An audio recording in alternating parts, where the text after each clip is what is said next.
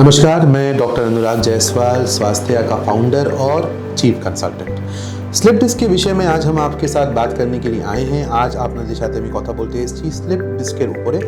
Slip disc में होता क्या है, देखिए ये छोटी सी मॉडल है, दिखने में खिलौना लगता है लेकिन काफ़ी अच्छा है फॉर डेमोन्स्ट्रेशन।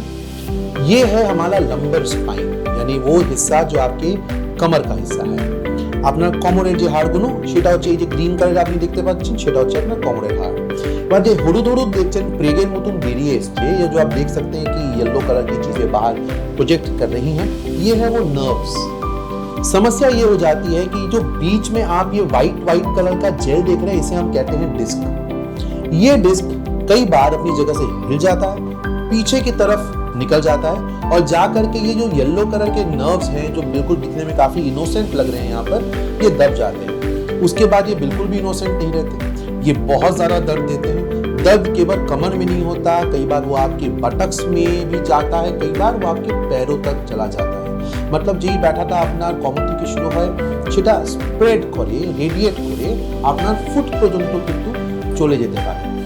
এই কেসেও অনেকবার পেশেন্টদের surgery, spinal surgery, decompression surgery, laminectomy, discectomy, অনেক রকমের মেডিকেল ভাষায় জিনিসগুলো বলা হয়। मोटामोटी ऑपरेशन करते बोला है, माने ये कि आपको ऑपरेशन करने का फिर कहा जाता है कि भाई अब आप अपनी सर्जरी करवा लो। अगर आपको बिना सर्जरी के भी ठीक होने की कोशिश करनी है, हमें आप एक चांस दे सकते हैं। 100% non drug non surgical approach करेंगे और अगर हम सफल हुए, जो कि हम 90% केसेस में लगभग हो जाते हैं, तो आपको बिना सर्जरी के ही आराम मिल जाएगा। Hello everybody. सो अभी जो मैंने आप लोगों को कंडीशन के बारे में एक्सप्लेन किया, मिस्टर चैटर्जी हमारे एक पेशेंट हैं जिन्होंने बहुत ग्रेसफुली अग्री किया है, एग्री করেছেন कि he will let me present his case and आप लोग तक ये पहुंचा सकूं, আপনাদের কাছে আমি পৌঁছে দিতে পারি কিভাবে আমাদের এখানে চিকিৎসা হয়। এনার নিউরোলজিক্যাল প্রবলেম ছিল সাইটিক নার্ভ কম্প্রেশন, যেটা আমরা বাংলায় ইংলিশে বলি, আর even medical term is sciatic compression. তো সাইটিক নার্ভ যখন ইরিটেট হয়ে থাকে, কি प्रॉब्लम पेशेंट फेस करे, तो আমি मिस्टर चैटर्जी के काছে आगे जानबो। पहले हम लोग उनसे ही पूछेंगे, उसके बाद फिर हम लोग आपको बताएंगे कि हम ये केस कैसे ट्रीट करते हैं, इन डिटेल हम लोग आपको दिखाएंगे। तो mister Chatterjee, if you explain আপনার প্রবলেমগুলো কি ছিল, সিম্পটমসগুলো কি ছিল? দেখুন, আমার প্রবলেমটা কি, আমার হচ্ছে কোমরে ব্যথা হয়। এই কোমরে ব্যথাটা আস্তে আস্তে পা পর্যন্ত ছড়িয়ে যায়। আচ্ছা, রাইট সাইড থেকে যাচ্ছে? রাইট সাইড থেকে ছড়িয়ে যাচ্ছে। আচ্ছা, এবার কি হয়, সকালবেলা পেন হয় এবং আরেকটা ব্যাপার হচ্ছে বেন্ট হতে যায়, বেন্ট হতে গেলে পেনটা বেশি হয়। হ্যাঁ। আর সকালের দিকে কি হয়, পেনটা আস্তে আস্তে বাড়তে থাকে। এই জন্যই আমি এসেছিলাম এটা, যাতে এটা সলভ হয়, পার্মানেন্ট সলিউশনের জন্য। एक्सेलेंट। तो normally this is already an established case of slip disc, जहाँ पर एक नर्व कम्प्रेशन हो चुका है, नर्व कम्प्रेशन हो গেছে।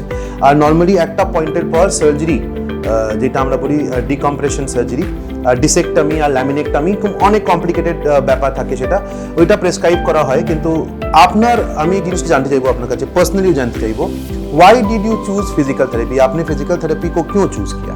অ্যাকচুয়ালি এখন এই ধরনের ট্রিটমেন্ট করতে গেলে আপনি যেটা বললেন স্লিপ ডিস্ক, তো মার্কেটে বেশিরভাগ সময় পেন কিলার দেওয়া হচ্ছে। करेक्ट। তাই পেন কিলারের জন্য কি হচ্ছে, এগুলো অনেক সাইড এফেক্ট আছে, আমরা জেনে গেছি, এখন আমরা ফিলও করছি, নানান রকম শারীরিক প্রবলেম দেখা দেয়, ফিজিক্যাল প্রবলেম দেখা দেয়। তো সেই জন্য আমি এইটা থেকে যাতে এই এফেক্টগুলো না থাকে, এফেক্ট ছাড়া যাতে আমি কিউর হতে পারি পার্মানেন্টলি, সেই জন্য আমি এটাকে চুজ করলাম। जैसा कि आप देख सकते हैं कि पेशेंट आज बहुत अवेयर है, उसको ये मालूम है कि साइड इफेक्ट से बचना है, उसको ये मालूम है कि सर्जरी से बचना है। जब ये नॉलेज पेशेंट तक पहुंच जाता है तो पेशेंट अपने लिए सही सिलेक्शन या सही इलेक्शन कर पाता है।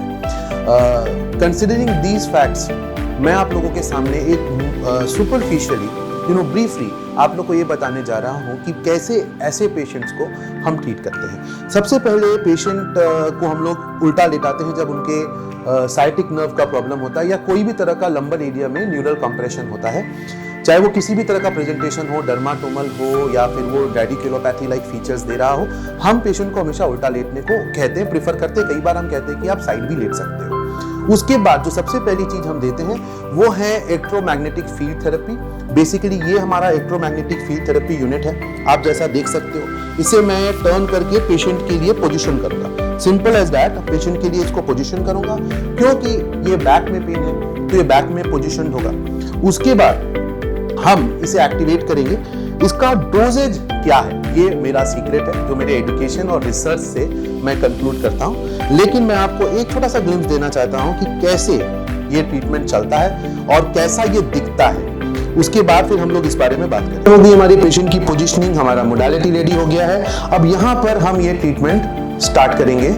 आप देख सकते हो कि एक लाइट सा आपको नजर आ रहा होगा, और for giving somatosensory stimulus to the patient, ये सारी मेडिकल बातें हैं। मैं ये एक छोटी सी चीज यहाँ पर रखूंगा। इससे क्या होगा कि पेशेंट को कई बार सोमैटोसेंसरी स्टिमुलेशन मिलेगा। ऑलरेडी ये ट्रीटमेंट स्टार्ट हो चुका है, जो हमारे प्रोसेस का नंबर 1 मेथड है, the first method, first step. ये अराउंड 30 मिनट्स तक चलेगा। Thank you. Part of the treatment is class 4 laser therapy. Once again, this is the laser modality. This is one of the most advanced laser modality. अभी जितना आप market में जितनी modalities हैं, जितना भी modalities আপনারা দেখেন, তার মধ্যে one of the most advanced modality এটা। এখানে আমি 2-3টে টেন্ডার পয়েন্ট পেয়েছি। পেশেন্টকে যখন আমি পরীক্ষা করি, আমি সেই সময় স্পাইনের কাছে কোনো টেন্ডারনেস কিংবা পেইনফুল পয়েন্ট আছে কিনা সেটা আমরা দেখি। সেটাকে ডিসলভ করার জন্য লেজারের প্রয়োগ করা হয়, যার ফলে খুব তাড়াতাড়ি সেই পয়েंट्सগুলো डिसॉल्व हो जाए। बहुत जल्दी वो जो पेनफुल पॉइंट्स हैं फटाफट वो डिसॉल्व हो जाते हैं। और ये लेजर थेरेपी हम स्टार्ट करने जा रहे हैं इनके केस में। अगेन इसका डोजेज क्या है, इसकी ड्यूरेशंस वगैरह क्या है, मैं आपको इसके डिटेल्स नहीं दूंगा, ये मेरा प्रोफेशनल सीक्रेट है, तो ये मेरे तक रहेगा। So now as you can see we have already started it. So there is a red light coming, that light is basically being used to treat.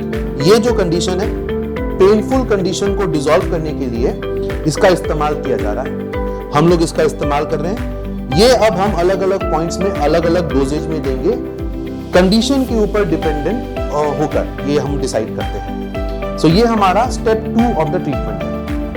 Magnetotherapy और pulse magnetic field therapy and laser therapy के बाद जो third चीज हम यहाँ पे करेंगे, वो जो इनके मसल्स हैं, द पैरास्पाइनल मसल्स, इसके जो कवरिंग को, फेशा को अपन रिलीज करते हैं। There are 2 techniques I use in my clinic. मैं 2 तरह के टेक्निक का उपयोग करता हूँ। एक ISTM, जिसे instrument assisted soft tissue manipulation कहा जाता है, IASTM, और दूसरा है मायोफेशियल डिकम्प्रेशन, इसे लोकल लैंग्वेज में कपिंग कहा जाता है। तो এখানে যেটা আমি করতে যাচ্ছি, সবথেকে আগে আমি এই টেকনিকটা আপনাকে মাইল্ডলি ডেমনস্ট্রেট করব। সো বেসিক্যালি এই এরিয়ার যে মাসল ফেশা তাকে রিলিজ করার জন্য আমি ইনস্ট্রুমেন্টের ইউজ করি, ইনস্ট্রুমেন্ট অ্যাসিস্টেড। এই যে ইনস্ট্রুমেন্ট আপনি দেখতে পাচ্ছেন, সেই ইনস্ট্রুমেন্টটা বেসিক্যালি আমি ইউজ করি, যেটা এই জায়গার মাসকুলার ফেশাকে পুরোপুরি রিলিজ করে দেয়, সো দ্যাট মাসল মুভমেন্টটা স্মুথ হয়ে যাক আর পেশেন্ট কোনো রকমের কম্প্রেশন কিংবা টাইটনেস ना फील करते पारे। सेटा इंपॉर्टेंट फैक्टर, मतलब ये कि हम इस एरिया के फेशा को रिलीज कर रहे हैं, मसल के कवरिंग को रिलीज कर रहे हैं, ताकि जो मांसपेशियों का टाइटनेस है, जो मसल्स का टाइटनेस है, वो टाइटनेस पूरी तरीके से चला जाए। ये हम कई मसल्स में करते हैं साइटिका के केस में। मैंने जस्ट आपको दिखाने के लिए एक छोटा सा डेमोन्स्ट्रेशन दिया। लास्टली जो 4th स्टेप होता है हमारे ट्रीटमेंट का, वहां पर हम लोग एक मैनुअल टेक्निक यूज करते हैं, जो न्यूरोडायनामिक्स सिडनी में बना हुआ, या आप ये कह सकते हैं कि उनका डिजाइन किया हुआ एक मैनुअल प्रोटोकॉल है, जो मैं आपको ऑफ कोर्स यहाँ पर डेमोन्स्ट्रेट करके नहीं दूंगा। लेकिन बेसिकली वहां पर हम लोग स्लाइडर्स और टेंशनर्स, ये 2 ऐसी नेम्स हैं, टेक्निकल टर्म्स हैं, जहां पर हम नर्व को स्लाइड करते हैं और नर्व के ऊपर में टेंशन डालकर नर्व के स्ट्रेंथ को बढ़ाते हैं। इसका रिजल्ट ये होता है कि नर्व कॉम्प्रेशन को, याद रखिए कि इस प्रॉब्लम ये है कि उनका नर्व कॉम्प्रेस हो चुका है, तो कॉम्प्रेशन को नर्व झेल सके, बर्दाश्त कर सके। ये दोनों टेक्निक नर्व की ताकत को बढ़ाता है, एबिलिटी को बढ़ाता है, ताकि वो उस कॉम्प्रेशन को ले पाए। तो গোটা জিনিসটা আমি বাংলায় আবার একবার বলে দিচ্ছি। বেসিক্যালি টেনশনার আর স্লাইডার্স, এই দুটো ম্যানুয়াল টেকনিক, এটা নিউরোডাইনামিক্সের টেকনিক রয়েছে, যেটা সিডনিতে ক্রিয়েট করা হয়েছিল, ডিজাইন করা হয়েছিল। এটার মধ্যে আমরা নার্ভের অ্যাডাপ্টেশনটাকে বাড়িয়ে, ক্যাপাবিলিটিটাকে বাড়িয়ে, ওর ক্যাপাসিটিটা, যেটা কম্প্রেশন নেওয়ার যে তার ক্ষমতা সেটা বাড়িয়ে দেওয়ার একটা চেষ্টা করি। আর ইম্প্যাক্টটা মানে ইফেক্ট অফ দ্য ট্রিটমেন্ট এইভাবে হয়ে থাকে কি পেশেন্টের সিমটমসগুলো কমে যায় যখন আমরা রেগুলার বেসিসে এটা করি। আস্তে আস্তে নার্ভসগুলো পাওয়ারফুল হয় আর তাদের ক্ষমতাটা বেড়ে যায়। Thank you so much. দেখুন, আমি দিন 7 করে ট্রিটমেন্টটা করছি। এখন তাতে করে রেজাল্ট অনেক গ্র্যাজুয়ালি ইমপ্রুভ করছে, বুঝতে পারছি বেশ। তার কারণ আমার এখন যেমন আমার মর্নিংয়ে পেনটা হয় না, কিন্তু বেলার দিকে হয়তো পেন থাকে, কিন্তু সকালের দিকে পেনটা একদম হয় না। প্লাস একটা কী হচ্ছে যে আমার ওই যখন বেন্ট হতে গেলে যে প্রবলেমটা হতো, যে পেনটা হতো, সেটা কিন্তু অনেক কমে গেছে, অনেক ইমপ্রুভ করছে, এটা বুঝতে পারছি। তো রেজাল্ট আমার মনে হচ্ছে। এবার তাছাড়া উনি জাস্ট 7 দিন ট্রিটমেন্ট করেছেন, কিন্তু আমার তাতেই আমি যা রেজাল্ট পাচ্ছি, আমার মনে হচ্ছে উনি 4 সপ্তাহ বলেছেন ট্রিটমেন্ট করা হবে। তো 4 সপ্তাহ করলে আমার মনে হচ্ছে রেজাল্ট খুবই ভালো পাবো।